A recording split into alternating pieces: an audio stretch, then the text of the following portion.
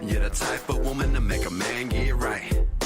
You're my world. You keep my mind spinning all through the night. Hey everybody, welcome to episode 10 of the Jalen and Cacie show. 10 weeks, yes. I'm Jalen. And I'm Cacie. And we're teaching you how to discover your purpose, master your relationships, and live the blessed life. Thank you again for joining us as always. Leave a comment below letting us know where you're watching from, what time it is, where you live. Keep in mind that we do have a Patreon now where you can actually help us out and help this channel grow by supporting us on a monthly basis. It's up on the screen there, $5 a month or $10 a month. You get the same perks. Your name will appear in the credits of every episode of the Jalen and Cacie show, and you receive a monthly video letter exclusive to our patrons. We do appreciate each and every family friend that participates in helping us grow and continue to do what we do here, reach as many people with the gospel of the kingdom as it pertains to marriage and living a blessed life. So today's episode, we're talking about communication. As always. Yeah. Well, go ahead. It's our favorite topic to talk about.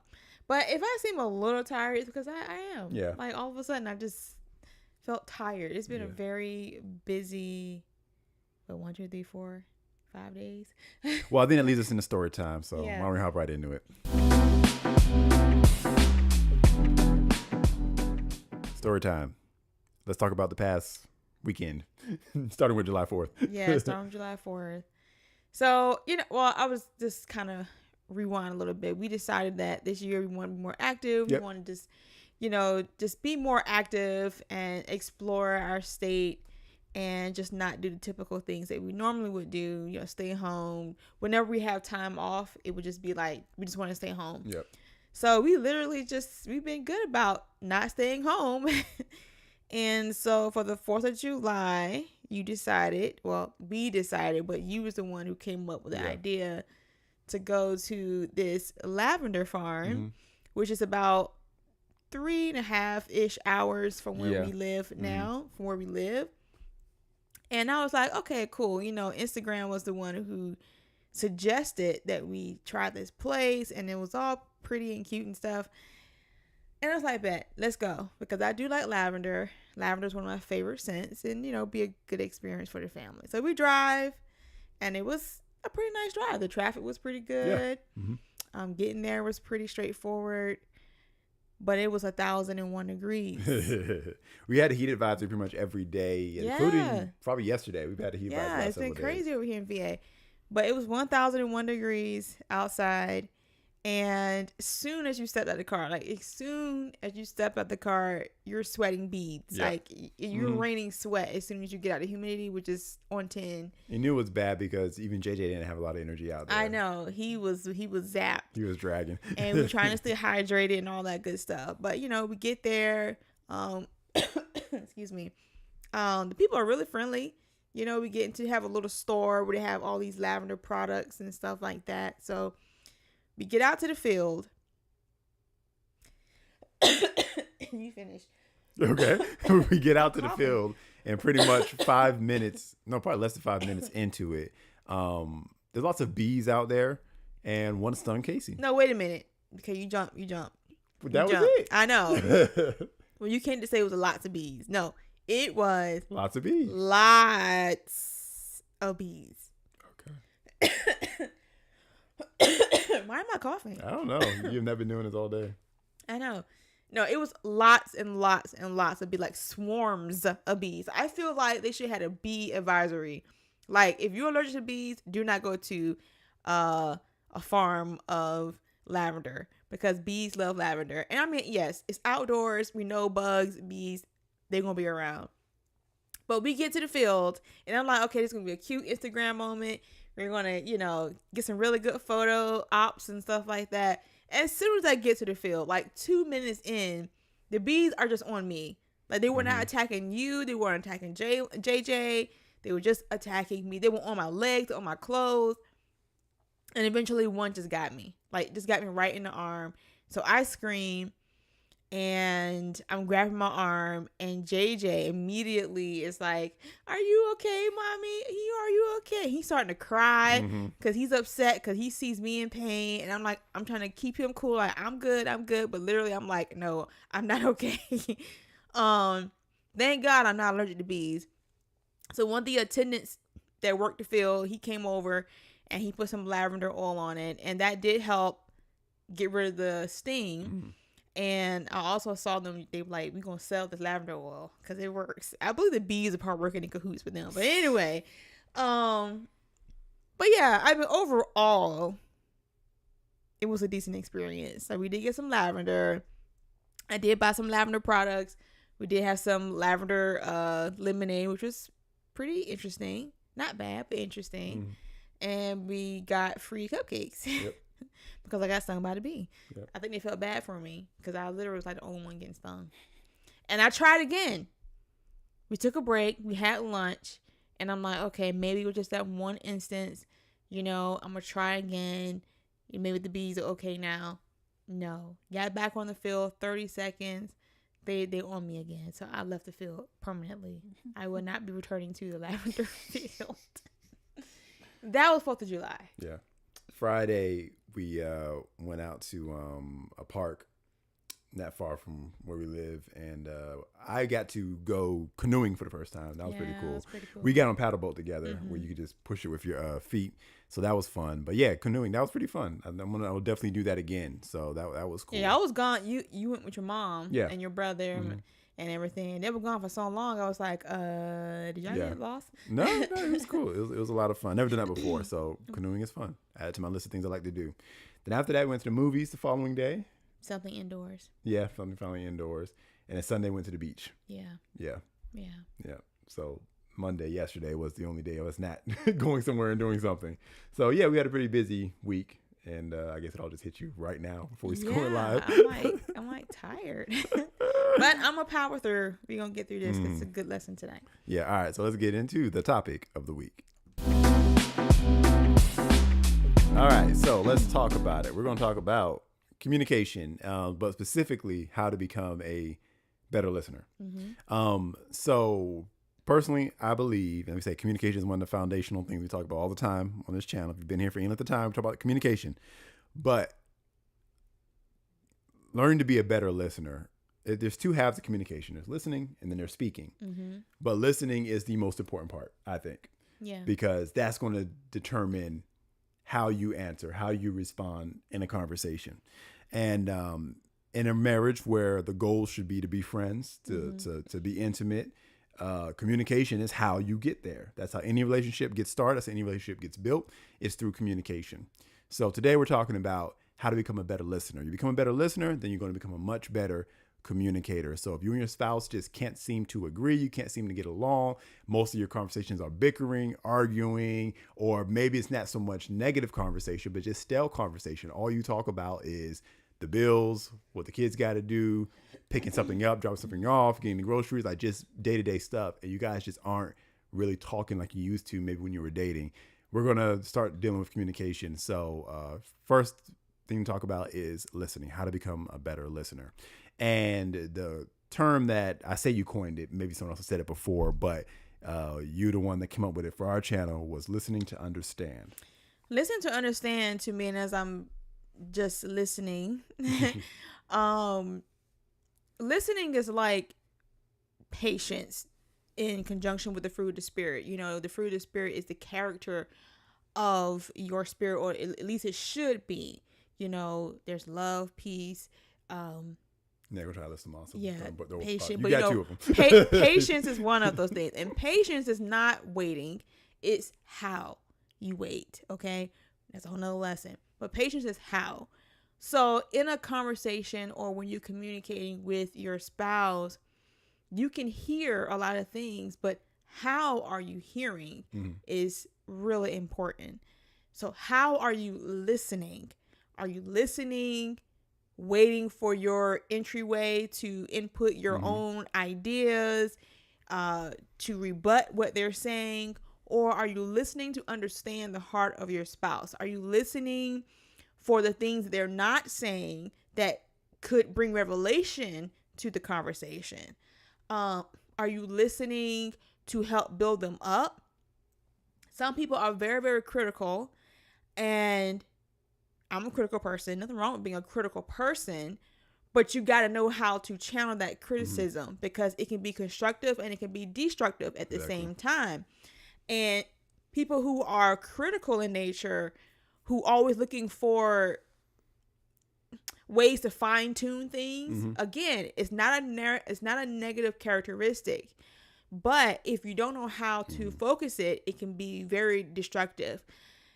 So most times people who are very critical, they have a hard time focusing and listening and really and tuning into the heart of the person that's speaking because they're looking for, how can I fix it? Yeah. Where are they wrong? Instead of listening to their heart and what they're saying and being discerning of the conversation that's happening, because that may not be the moment to start correcting what may be wrong, you know? So listening to understand, even if what your spouse is saying is not right, they may be in a emotional upheaval and they just saying stuff emotionally and it may not be right. It may not be the word, but there's a way of handling that, because sometimes we say things that we really don't mean to say in the heat of the moment. And you have to be a discerning spouse to understand that and be calm. You know, a lot of times, you know, you're pretty good at that in letting me vent, you know, and not correcting me, not scolding me for what I'm saying in that moment, allowing me to kind of cool off so that I can receive correction. And you have to be very, very skilled in listening in order to be able to do that. Yeah. So if you're listening to understand, the way you know you've successfully done that is if you've learned something. And you should always be looking to learn more about your spouse. The mistake we make, especially after being together for many years, is assuming we know our spouse.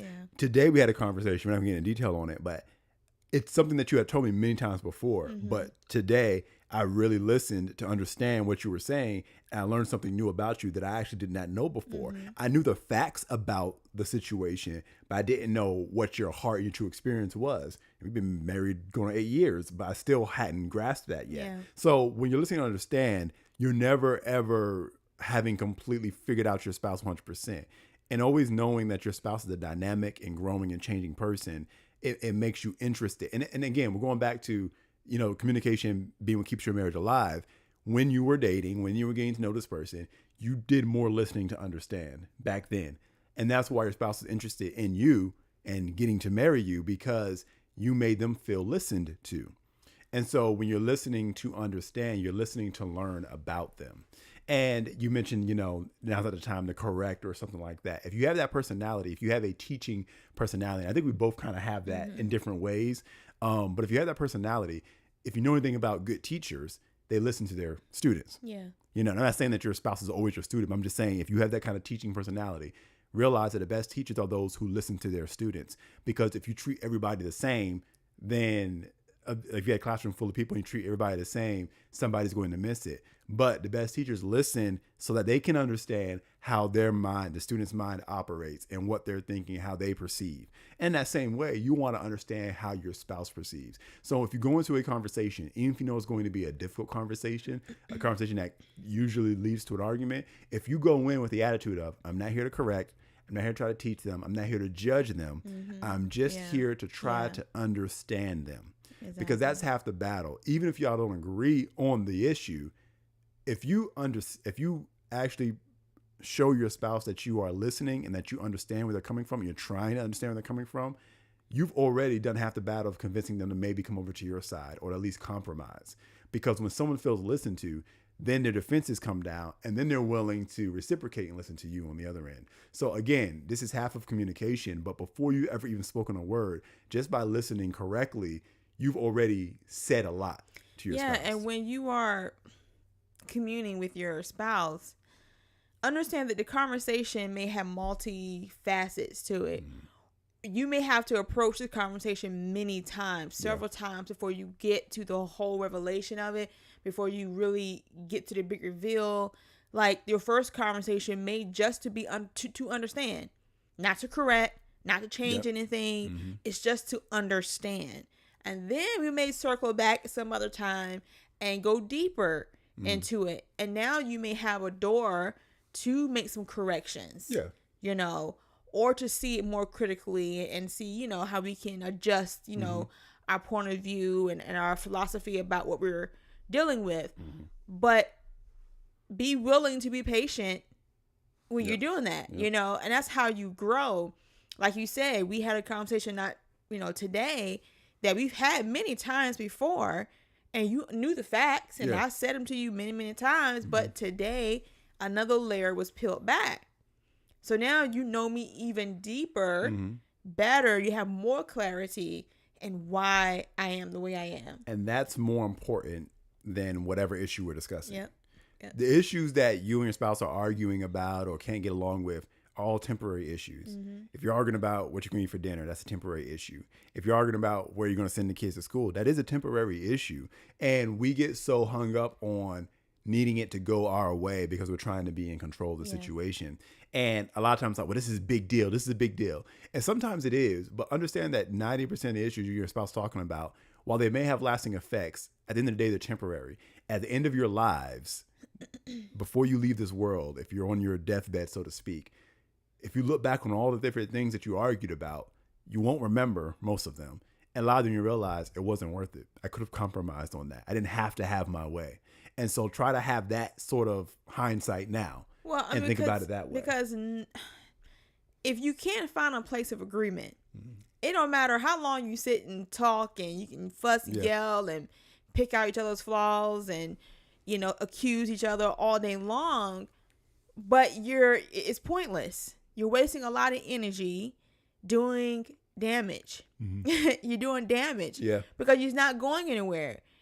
The whole idea of communicating and learning to listen, to understand, is to come to a place of agreement so that we can make an impact, a positive impact on the situation that we're dealing with. And so if that's not the goal when you sit down with one another, then don't even attempt communication until you're ready to do that. And, I find that you have to practice proper communication. When we've sat down with couples before and helped them in this area, we would give them an assignment like, okay, take 20 minutes a day, sit down and talk. And these are the ground rules. And you're engaging in conversation, because sometimes we're so used to flying off the handle because we're so edgy all the time. We're so sensitive all the time. Nobody can say anything to us, or we're walking around with pre-imposed ideas about how they view us and stuff like that, that we already got our defenses up when our spouses come to us and approach us about anything. And especially maybe those one or two things that is a hot topic for y'all. So you have to start practicing communicating and responding correctly. So you need to come outside of your normal routine of talking and set aside time and practice talking to one another. Practice listening to one another. Practice responding to one another correctly and asking questions, not accusatory, but to understand more deeply your spouse's heart and intent and why they are thinking the way they think. And 20 minutes a day, 10 minutes a day even, will get you further than the combative conversations y'all have all day long because everybody's holding on to their ground and they're not willing to surrender none of it. So for a lot of us, that's what we did. You have to practice communicating. Exactly. Another point with being that better listener is while listening to understand, you also got to remember that it's not about you. It's not about you. Human beings, we're just typically self-centered in the way that we look at the world. So whenever someone says anything to us, it could be someone we pass by in a grocery store. It's the people that we drive around on the road with. There any other cars. All these things are situations where there's communication happening, even if it's nonverbal. But we perceive everything through how we see ourselves. Yeah. And so when someone's driving really slow in front of you, you don't look at it from their perspective of, I wonder why they're driving. I wonder what's going on. I wonder if they're lost. I wonder if they're distracted. I wonder if they're having a bad day. You just think of it of, you are driving slow in front of me. You're making me mad. Yeah. And all your responses back unto that person driving in front of you is based on how you feel. So what I'm saying is all of our communication is typically self-centered. And so you got to not do that with your spouse if you want to be a better listener. You got to not make it about you. And so when they say something about, I'm just feeling so unhappy right now, immediately you're thinking, oh, you got a problem with me. I'm somehow making you unhappy. And it's like, don't make it about you.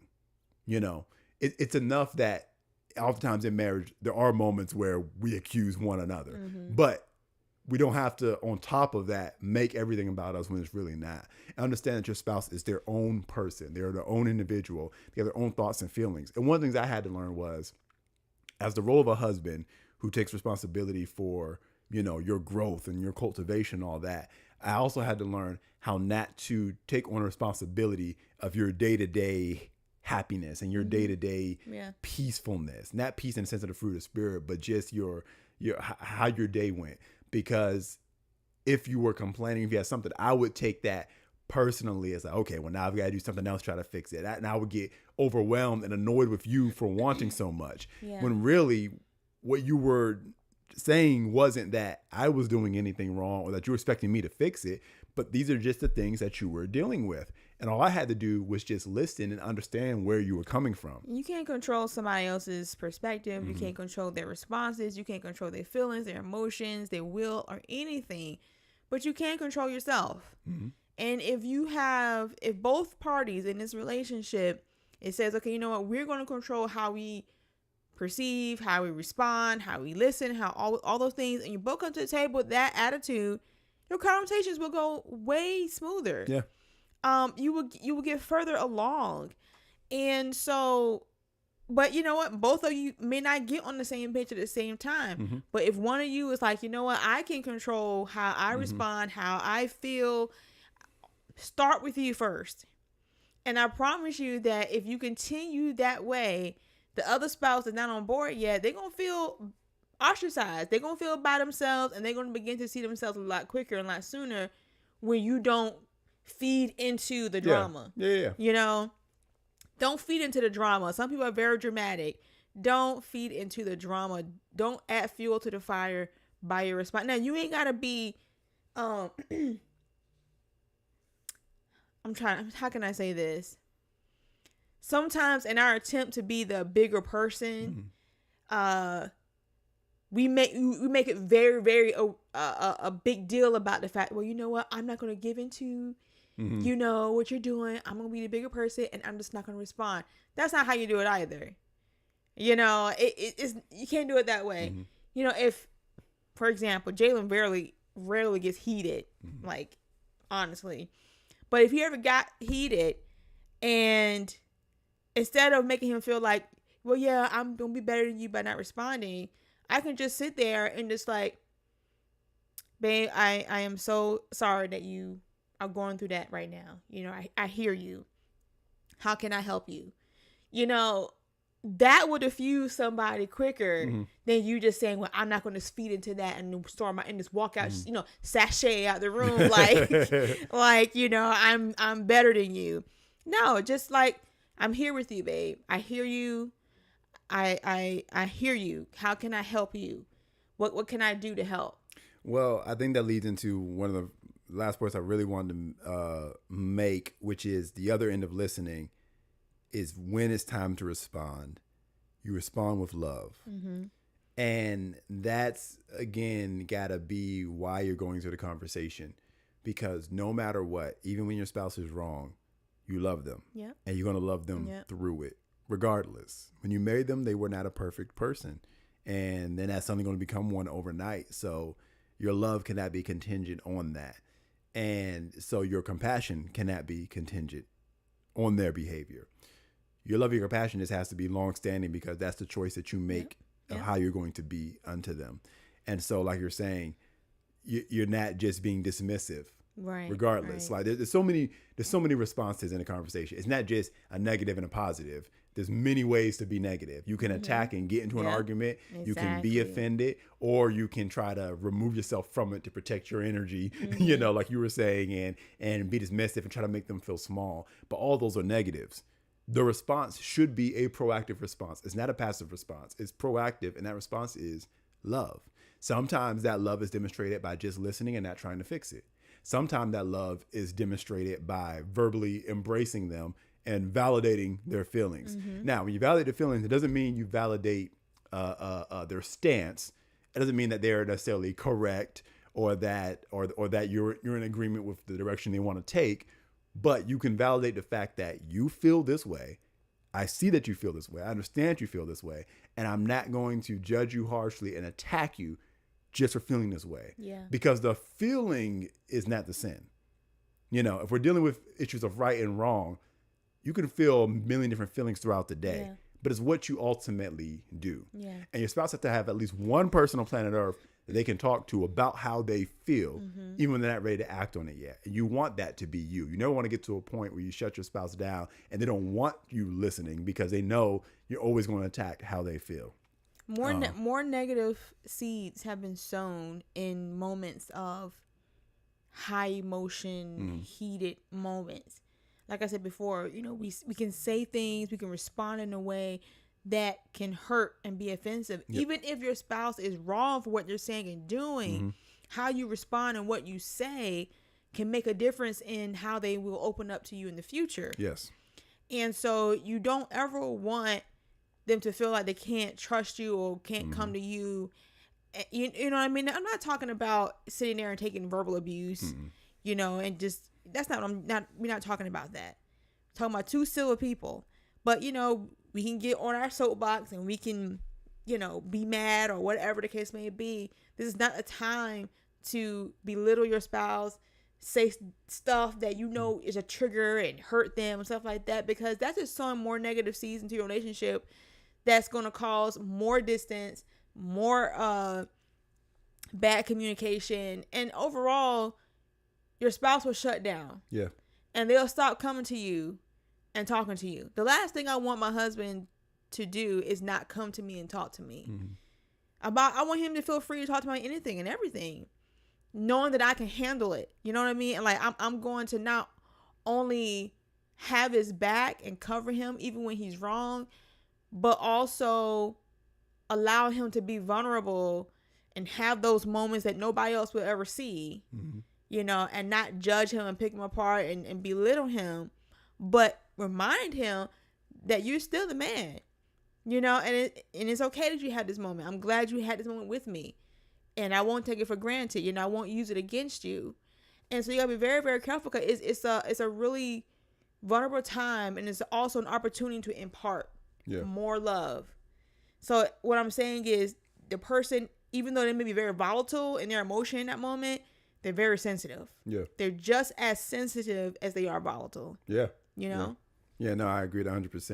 And I think what will happen is, as you become better at listening and understanding where your spouse is coming from, you'll begin to anticipate what they're still holding back because they're embarrassed about saying it Yeah. or they know that it's wrong. Like sometimes we'll have a conversation and, you know, you're frustrated about something. And so you're talking to me and I'm going to ask you, like, okay, now how do you feel about this aspect of it? Like, is your mind going to this next level? And it'll kind of, and then after that, you'll feel comfortable stepping into talking about that. Cause you know, as we've gone along, there's certain things, conversations that I don't enjoy. Yeah. There's certain things I don't like talking about, especially with deals like other people and things like that. And sometimes you don't want to, for my sake, you don't want to talk to me about it, but I still want you to be able to talk to me about everything, you know? So I'll open up in a way to say, okay, well, let's talk about this thing that you're probably trying to keep back for my sake. And then that gives you the cue that, okay, well, fine, I can talk about it. You know, I feel comfortable talking about it. So you'll begin to anticipate your spouse's emotions and what they're feeling and what's going on.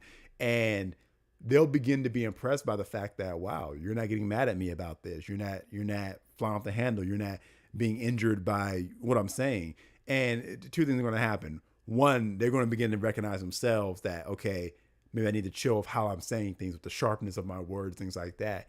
But they'll also begin to feel more comfortable with you and being honest. Yeah. Because the other part of it is a lot of times what we're saying isn't honestly what's going on beneath the surface. But to get to those layers, and that's a whole other topic, other episode, to get to those layers of communication, you got to start with being able to be vulnerable with the person you're talking to. And that's the goal here. You want your spouse to be able to be vulnerable. And being vulnerable means you're showing the weak spots. And the weak spots are the ugly spots. They're the negative spots. It's so many layers we can go into this. You know, we don't get it perfect all the time, but we are better at recognizing when we did something wrong, and we know we did, babe. I'm sorry. I didn't mean to do that. Like, I know I was wrong about that. You know, I was insensitive in this moment, because we don't get it right all the time. But you also have to know your spouse's. This is going to sound weird. Intellectual capacity. Yep. In communicating. Mm-hmm. Okay. Mm-hmm. And this is not to say your spouse is stupid or dumb. Okay. But we all have our look. My husband is he's a loves to read. He's an avid reader. He's really wordy. Like he's thesaurus. Okay. Jalen the thesaurus. That's a lot to say. Jalen the thesaurus. Okay. So that's him. Me, I'm a Cliff Notes person. Mm-hmm. Like, I want the general idea. I want to get to the end of the book real quick. Just give me the Cliff Notes. Like, I am literally that person that will go to the library. I would go to the back of the book first to kind of see how it ends, and then decide whether or not I want to. That's sacrilegious to me, but that's me. That's how I do. Okay, so understanding that about your spouse also will help you present your conversation to them, because, like, for instance, I have a 3-year-old, almost 4 now. There are things he cannot understand because of his intellectual. There you go. Ability right now. He has the potential to be a very smart and very astute person, but he's 3 now. And so I can't talk to him like I talk to my husband. I have to find the words, find the examples, and find the tone and find the way so that he can understand what I'm trying to get across to him at 3 years old. Because otherwise, I'm going to talk over his head. Yeah. And it's going to frustrate him. Mm-hmm. And we're going to go back and forth. And he's not going to understand me. I'm not going to understand him. And he's going to start thinking that mommy's mad at him or whatever. So I have to find that happy medium of communication that we both can ride on and we both understand each other. So we had to learn this. My husband's very smart. I'm very smart. But we diffuse it very differently. It's really just a difference in language, like a language barrier. That's all it is. That's all it is. And I know why you said what you said will sound a little strange, but it's really real, and a lot of people need to take that into account. Yeah. Because you got to look at the emotional maturity of your spouse. Yes, sometimes it comes down to that. Yeah. And you got to know that when you say these words and they say these words, it may mean two different things to y'all. 2 different things. And when you know where your spouse is coming from and their background and how and again, it's not about We're not saying like, they're stupid and they don't know words and that. That's not what it is. It's more about the translation, interpretation of what y'all are saying to each other. Once you have figured that stuff out, you got to stop handling your spouse as if they're saying it in your language, because they may say the same word, but that doesn't mean that's what they meant. And that's all. We can't really get into that. That'll be a whole hour talking about it, because it gets into filters.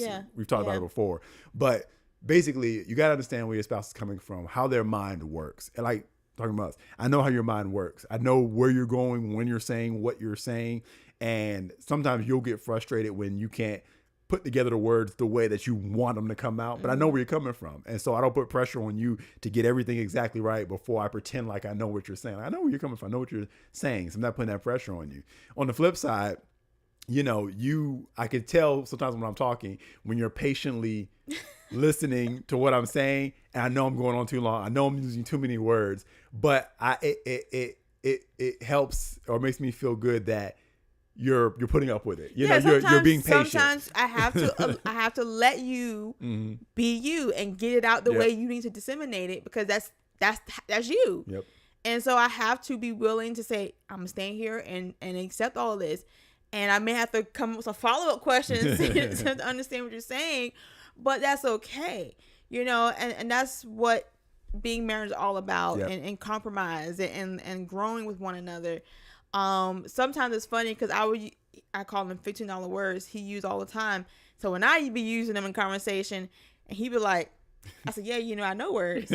I know words. I just choose not to use these words. But nonetheless, it's our thing. But you have to really be discerning of those things. You really, really do. And me, my brain's like a freight train all the time. It's zooming. I have to get stuff out while it's coming, because if I don't get it out, I might forget it, or it's not gonna come out the way I want it to. I can talk really fast, like right now. Yeah, and and that's a good example, because again, in that interpreting your spouse the way you interpret it, because of the way your brain works, you cut me off a lot sometimes in conversation.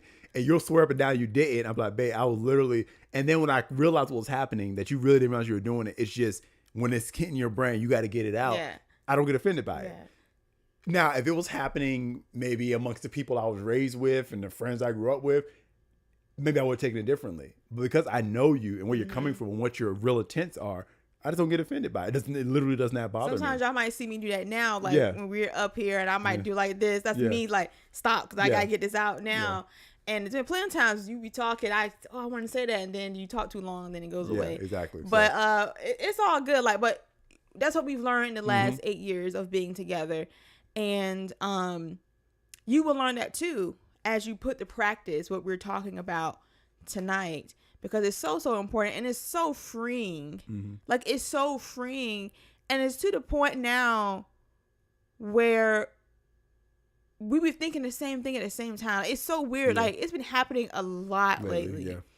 Where we were thinking the exact same thing. We watch something and the exact same thought, the exact same viewpoint would just come up.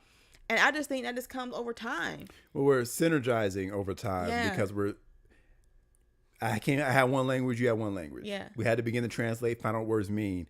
And then for ease of communication, subconsciously, we've merged it together into one new language that we both understand. Not everyone else does. Right. So we'll pass by and see a billboard, and it'll remind us both of the same thing that we forgot that's on the calendar that we got to remember to do later. Yeah. Or it'll remind us of the same TV show that we watch. And I'll say it first, and you'll be like, oh, I was just thinking that. I just didn't say it. And that's because now we're speaking the same language. And that's the end result of this. So there's nothing better than being with someone that gets you, that understands where you're coming from. But what happens is, as you become that better listener, and both of you doing this at the same time, eventually you create a new language, and y'all just in sync. And you've seen those older couples who are that way, who just, they get it and they understand where the spouse is coming from and finish other sentences. That can be you. You can get there. And y'all can start speaking a new language. It's a new language that's all your own. And that actually protects against infidelity, cheating, things like that, because it becomes very hard to start a new language with somebody else, because now you've change your language to match this one person. Because it takes time, it takes patience, it takes surrender, it takes practice to get to that point. Why would you want to do it all over again with somebody else? Like, it's a lot of investment, and I'm not willing to uproot all that investment and you go, try that with somebody else, and it's gonna be horrible. So no, you're my guy, you're my person. Like, there was, not to get into what we were talking about earlier, but there was a question posed like, do you fantasize about other people? Yeah. No, I don't fantasize about anybody. Like, nothing turns me on but my husband. Like, some people say, well, no, you just saying it to say that. No, I'm so serious. I don't have the capacity to be attracted to anybody else. I really, really don't. I love my husband. I love how we are together. There's nothing, and I see other men out there. I know it's probably a rabbit trail. You probably looking at me like rabbit trail. But I know there's other people out there who are attractive. I'm not blind, okay? I'm in the beauty industry. I get beauty. But it doesn't do anything for me. Mm-hmm. You're my person. And that's because we've spent the last 8 years working on this. Mm-hmm. I'm not going to ruin that with to be with. No, mm-hmm. Why? You're my guy. Yep. And I love what we're becoming to one another. And it gets richer and it gets deeper and better every single day. So, you can have that too. And that's why communication is so important for the foundation of your marriage, because that source of intimacy, like I said, protects against things. Mm-hmm. Because what happens is that becomes more important than the physical and the visual. Yeah.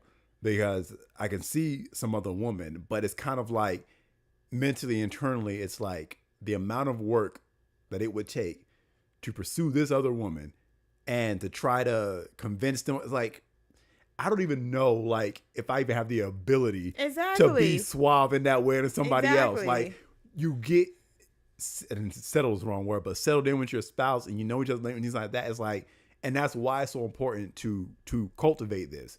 Because if you don't, you'll feel unheard, you'll feel unseen, and then you'll go looking elsewhere. It's like a tree that's been, let's say, 100-year-old tree that's so deeply rooted in the ground that their roots are just spread all over.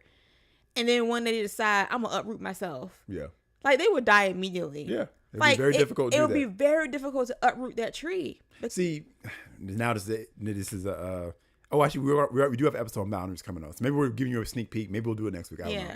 But with boundaries, it's not about trying to prevent yourself from doing something. Like, all right, I gotta make sure I don't cheat. I gotta make sure I don't do this and I don't talk. Like, it's about what you invest in. Mm-hmm. Because when you invest in something, it becomes way too risky to step outside of that because you'll lose your investment. Yeah. And so that's the key to protecting your marriage is investing into it, investing into your relationship, investing into your intimacy, because you can invest so much and be so all in that walking away from the table now to go jump to another one, there's way too much to lose. Because the more you invest, the more valuable it becomes. Exactly. The value of your relationship begins to raise the more you invest. So the more value is like, oh, I can't risk this one. Yeah. Like I got too much investment. The value is going up every year. Yep. The value is higher. So it becomes very near and dear to you. And now you really want to protect it. That's at least what you should feel like and want to do. And that almost logical look at it is most important, because there's a million people that say, oh, I love you too much to ever do you wrong to ever cheat. That doesn't work. You can love someone and do them wrong. And you know that because you've hurt your spouse in some way, shape, or form, even if it's verbally. You've hurt the people that you've loved, your siblings, your parents, your children. You hurt people that you love. It doesn't mean you don't love them. It just means you're fallible. So these logical ways of handling it is how you protect the things that you love, by investing into it. But that's a whole other topic, so let's just stop there so we don't get into that. We get rolling. Yeah, but we'll get into boundaries maybe next week. I don't know. We got a list of things that we're going to tackle for the next several weeks, and it's going to be great. So, no, that was fun though. I always like to talk about communication. Yeah. We talk about that for hours. Yeah, we could do a TED talk on that. All right. All right. So let's shift gears here, and until let's get social. All right, so we're going to look at, let's do the question. Last week, we asked you guys, and you guys responded, what was your dream vacation? Mm-hmm. All right, so we're going to look at your answers, what you guys said. All right, dream vacation. let's see. We had Angela that said going on a road trip cross country with my partner, at least 3 or 4 countries. Okay, so you got to live in a continent that has that many countries to go to, maybe Europe. If you're in North America like we are, you got 3, pretty much. You got Mexico, United States, and Canada if you're trying to do that. Our equivalent of cross country would be just seeing all the states in the United States. That's our. That's something that a lot of people don't do. Like, I really want to see all the states, or as many states as possible, because a lot of times we don't explore. Yeah, we really the United States as much as we should. Next one is from Kim saying wants to go see extended families in other countries. So y'all people spread out. That's pretty cool. So that's your dream vacation. So family, I feel that. Then we've got a couple others. Someone said they wanted to go to Italy, and they really want to go to Italy. They get a little cry face emoji. And then another person said the Maldives. I've seen the Maldives. It's like I should get you a picture. It's like this island situation, like in South Asia. It's like, but it's like one of them dope resort looking things. For me, someone doesn't have to just take me because I am a skeptical person. You don't know you like it until you get there. I don't know if I like it, so I'm a very homebody. Like, I am good food. Yep. Good Netflix. And that's why we had to make a point to do something different this year. So you have to just plan it. Yeah. And I'll go. Not that I don't want to go anywhere, because I do want to travel, but I really don't have a huge interest to go outside the country. I really don't. Never really have. And even when we do want to travel, it's more like put me on a resort. Yeah, exactly. Put me on a resort. So maybe I'm boring, whatever. But do you have a dream resort or dream vacation you want to do? Not yet. Not for real. Yeah. Not yet. I'm going to keep taking you places. Yeah, you got to take me someplace. Yeah. Make some suggestions, y'all. Yeah. What will be a good dream vacation? I've promised to take you to Paris. You have. But you don't even know if you want to go anymore. I don't know.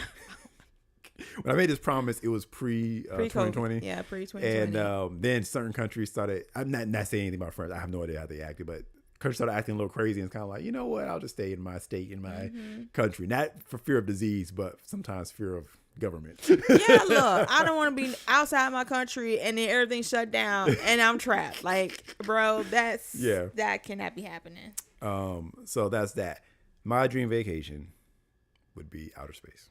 Yes. It would be. My husband really if wants I to could go to to outer the moon. space for 3 months, just travel on the ship. Here's the thing. There already is, and they're booking stuff now, where you can go into just the upper atmosphere.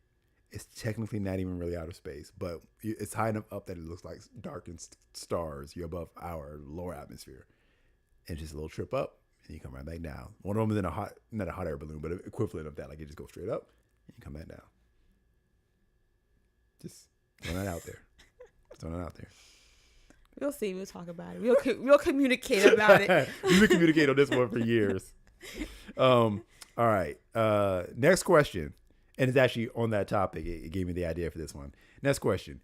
If you had to explore one, would you rather explore outer space or under the ocean? I already know the answer. If you had to do one. Answer. So imagine you're in a submarine going under the ocean. It doesn't have to be a submarine, but just some underwater vessel, which I guess is a submarine. But I'm just saying it could be something made up. Or if you had to explore outer space, what is more interesting to you? To see what's out there in the galaxy or to see what's under the sea? Because we have not explored very much of the ocean yet. There's a lot of, the ocean is as unfamiliar to mankind in some ways as outer space is. So think about it. Outer space or ocean. If you had to do one, what would you choose? I already know your answer, but we'll save it for next week. I don't really know how many sponsors we'll get for this one. Maybe they're the ones that even thought about this before, but these are things sometimes I think about. All right, you want to look at some memes before we go? Yeah, maybe one or two. All right. Oh, I like this one. All right, let's see here. And we will go with, as soon as I figure out how to make this thing work. Where is it? Here we go. All right, there we go.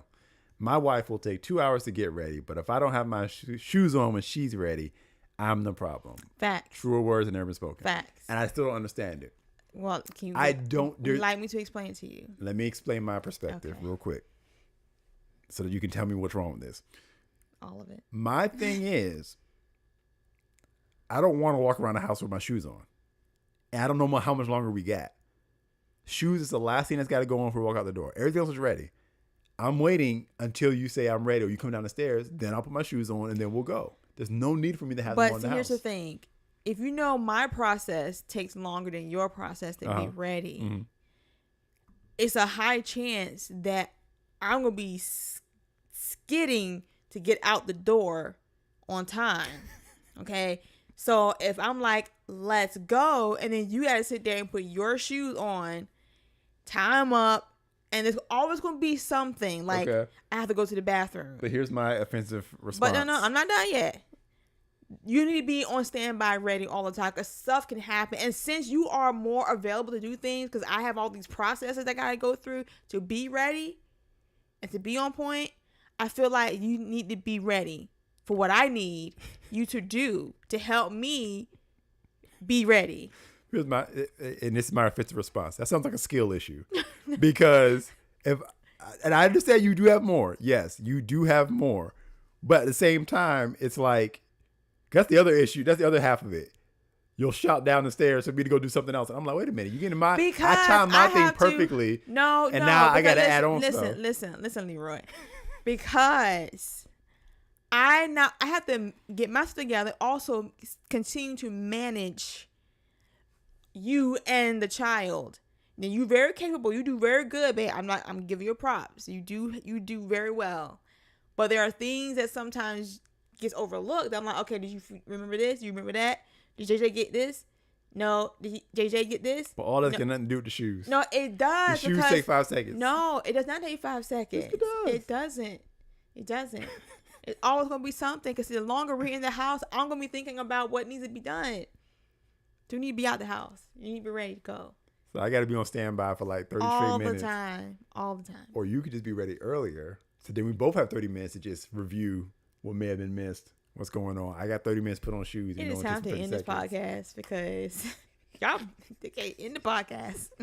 Oh my gosh. We love you guys. Thank you so much. If you got anything you want us to react to, comment below, DM us on Instagram or TikTok. Also, if you got any relationship questions or other questions you'd like us to answer, let us know. Please share, subscribe. Yep. Like it. And like it. Leave comments. Because it helps this channel grow. Yes. All right. So thank you guys. We love you very much. And we're going to see you next week. On the flip. Goodbye. Goodbye.